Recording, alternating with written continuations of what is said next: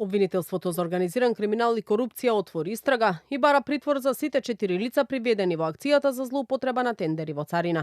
Тие веќе се изнесени пред судија на претходна постапка потврдуваат откривичен, а се сомничат за злоупотреба на постапката за јавен повик, доделување на договор за јавна набавка или јавно-приватно партнерство, примање и давање награда за противзаконито влијание.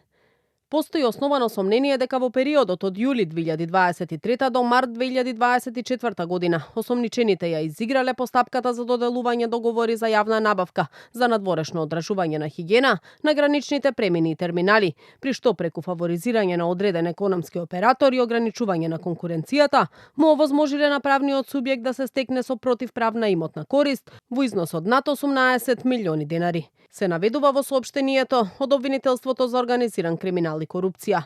Оттаму додаваат и дека во истрагата се обезбедени докази и за примање и давање награда за противзаконито влијание и дека првоосомничениот примил награда во износ од 111.600 денари за искористување на својата службена положба.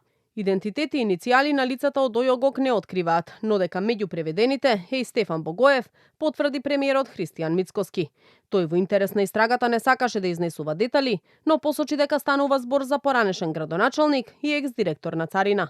Според Мицкоски истрагата ќе се проширува, а слични акции ќе следуваат и во други институции каде што имало недоследности во минатото, констатирани од ревизија.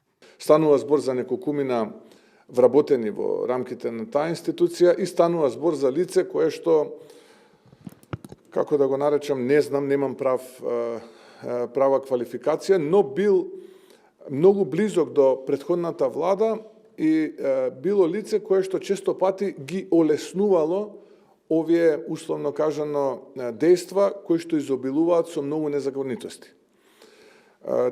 Или народски кажано посредник. Со реакции за случајот со Богоев се огласија и од партиите. Од ВМРО ДПМН тврдат дека освен Богоев кој ставил подпис на тендерите, приведен е и Александар Спирковски, викан Джемо, поранешен председател на општинската организација на СДСМ во Прилеп. Социјалдемократите пак обвинуваат дека станува збор за монтиран случај и обид за дефокус со опсењето на нивниот поранешен подпредседател, токму на денот кога председателот на Европскиот совет Антонио Кошта беше во посета на земјава и го потврдил она што СДСМ изминатиот период го говореле, дека без уставни измени нема влез во ЕУ. Политички прогон, обид за дефокусирање од критиките што доаѓаат од Европската Унија, откако уште еднаш се потврди дека Македонија стои во место поради криминалот и корупциите на власта и поради неспроведувањето на реформите. Тоа најдобро го знае самиот Мицкоски, кој денеска се однесува како организатор на секој процес во државата. Мицкоски со неговите чувства веќе со денови јавно го најавуваше ова апсење, наведуваат од СДСМ.